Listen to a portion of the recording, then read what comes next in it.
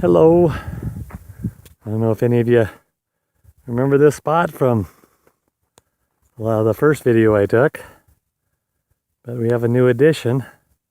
That's right where the tent was before, and the Jeep parked right next to it. Got a new house, temporary. We'll eventually use it just for storage, but for $800 we couldn't really turn it down.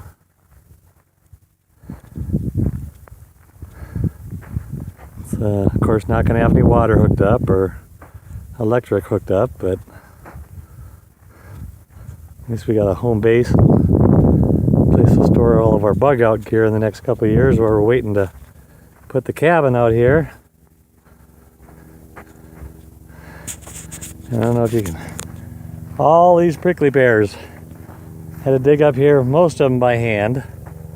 Some of them I chained out by wrapping a chain around the tow hooks on the front of the Jeep and wrapping them around the prickly pears and backing up. But that's, and there's a border patrol. At least they're keeping an eye on us. I mean, the place needs a lot of work, but it's basically pretty much protected from the water, I guess. I mean, it's a 1964, and there's only one little spot of water damage in it, and that's back there by this corner. So on the inside, the roof is pretty much all good on the inside every place. We come out here today to kind of camouflage this a little bit. Got three gallons of paint, black, green, and brown. And I got some spray paint for spray painting the swamp cooler up on top. Make it a little less noticeable, I hope. Yeah, we still got a lot of work to do. This is our first trip out here since the trailer got put here. So, and then the cabin, when we build it, it's going to go, I don't know if you can, I can't see anything. It's just way too bright here, I can't see. I think that's right where the fire pit is. So the cabin's going to go right on the other side of the fire pit between that tree and the second ocotillo. But this is going to be home. Take you inside real quick. It's got a stove we won't use, a sink we might use. Basically empty living room with 2 air conditioners. And a place to put a refrigerator, I guess. I don't know. And then the bathroom. Have to hook it up somehow to water. Not going to use that toilet. That's going to come out of here. And this is the bedroom. I have to figure out something to do back here. It's small, but a hell of a lot bigger than a tent. So, probably just yank that stove out of there. I don't know what else to do with it. Those nice cupboards or whatever. But it's kind of out here in the middle of nowhere. But this is our views out the front door. Well, we'll get to work and take some videos later. Howdy guys. It's going back to the off-grid cabin, I guess you want to call it, except it's a trailer right now. This is my road. I guess you could call it my driveway because nobody else is ever going to be using it. There's 5 other lots back here. Actually, there's lots on both the left and the right of where I'm driving too. But like I said, this subdivision was started in 1970 and it just never took off. So this is all just basically my property. I only own 1.3 acres, but it's like having 1 square mile because there's nobody else around. And like I said, this is the main road in.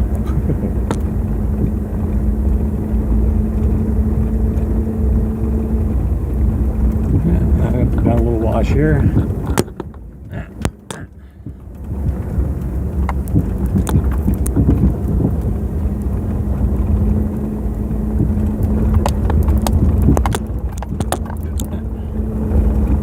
And then this is really my road. There's one property there. There's another one over there.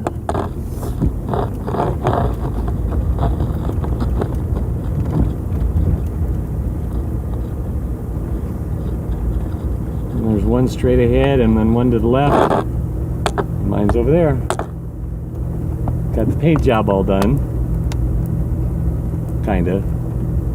Never really finish a camouflage paint job. And that's what it is camouflage.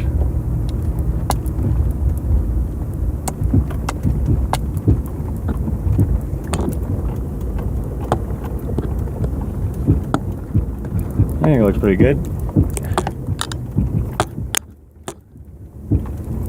This is the driveway I had to dig out so the guy could pull the trailer in here.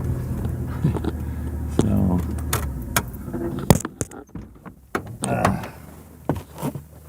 ouch!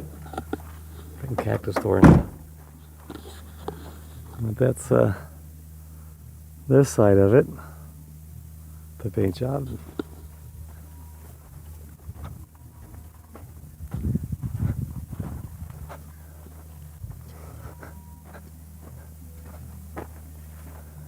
And here's this side in the sun. Like my camouflaging job of the swamp cooler up on the roof. It definitely makes it not quite so pop at you when you drive by. And this color blends in much better than that other green I had. So, but this is home.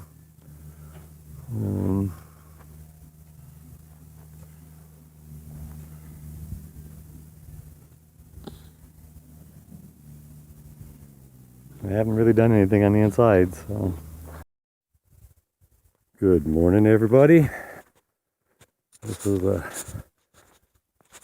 do-it-yourself World Western Edition, Arizona Unplugged, off-grid. It's Sunday morning, Easter Sunday. I just thought I'd show you guys the proximity of my new neighbor. There's my place. Before that, it used to be a half hour or a half mile straight walking directly behind me to get to the nearest neighbor, over a mile on the road. And now I got one right there. So, but that was the color of my trailer used to be, just bright white. It just boom popped out at you. So yeah, it's no big deal. Like I said, that's the only place pretty much on my property you can see their trailer. So I don't know if that's what they're going to build. They cleared out a big plot of ground until they scraped everything off of it, which I didn't want to do. All I want to do is get rid of the prickly pear. So, like I said, from here, like right now I'm standing right directly in front of my place. You can't see it at all, but I know it's over there.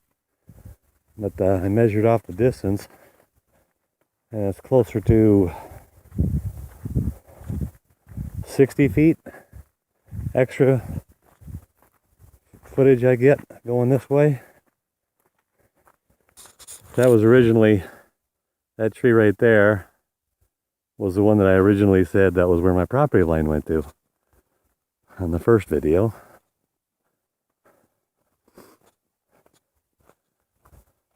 And I used to have it all staked out with those little orange flags things. Brought a bunch of them out here, and this was about where I'd run my property line, right? Directly going that way, going that way.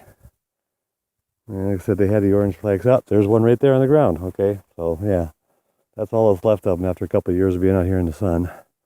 Anyway, there's 1, 2, 3, 4, 5, 6, 7, 8, 9, 10, 11, 12, 13, 15, 16, 17, 18, 19 steps, about 3 foot to get to the barbed wire fence, which is cool. because this was the only line on my property that I wasn't sure where it was. All the rest of them I could measure from the road and everything else. Straight lines. This one wasn't a straight line. It kind of angled off a little bit. So, yeah, my property goes down too. I know it goes, I actually got 2.5 lots here on this side where whoever put the fence up. Mine goes down to 140 feet from the corner of where they have their property. So that's right about here. So my house is directly over there, but my property angles off that way towards the cul-de-sac, the end of the cul-de-sac. And that's right about, let's see, I can see it. Nah, I can't see. Let me zoom it up. Nah, I can't see it. Too bright. The sun's directly reflecting off of the side that I look at, so but yeah, it goes pretty much right over to about there. Like I said, and that's, I don't know if you can see. Now, that's a direct line of sight from their trailer to mine, so like I said, they pretty much got the trailer in the best place on their property they could. Every place else would be staring at each other every time we walked outside. So hopefully that's all they're going to put there. Did want to tell you about some fun things, some cool things, some things that we really enjoyed this particular trip. We've been here for 2 nights now. Great. I slept till 6 o'clock, which is unusual for me. I'm normally always waking up about 3 o'clock in the morning. I've been a baker for 40 years, pretty much most of the time, so I'm used to getting up early. But one of them was we found out those solar-powered walk lights that you put outside. We bought some of them at the dollar store. These things. Bought them at the dollar store like for $1 a piece. They work great for night lights inside here since we have no electricity, no lights, no nothing. We got 4 of those things and put them inside, and when you had to get up in the middle of the night to go to the bathroom, you could see exactly where you're going. It wasn't too bright. Like I said, I had 4 of them scattered throughout the house. We have what we're kind of using as a composting toilet, except we're putting kitty litter in it now because we're not ready to start a composting pile. And it's also, we had the extra kitty litter because we used to have a cat. Or she used to have a cat, I should say.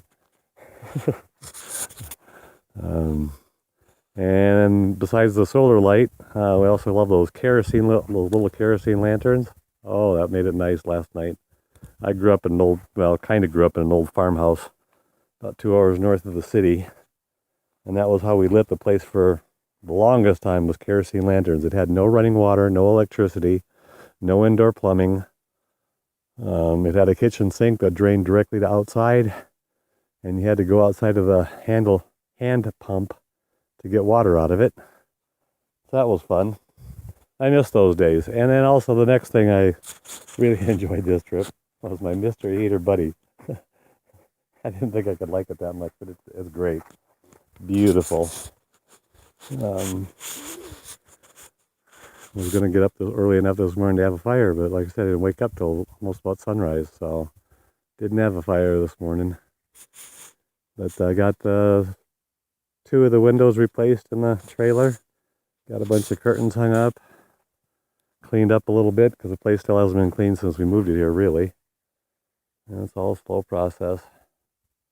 Not working on any prickly pear this weekend. I said, to hell with it. Too much of it was done last week. So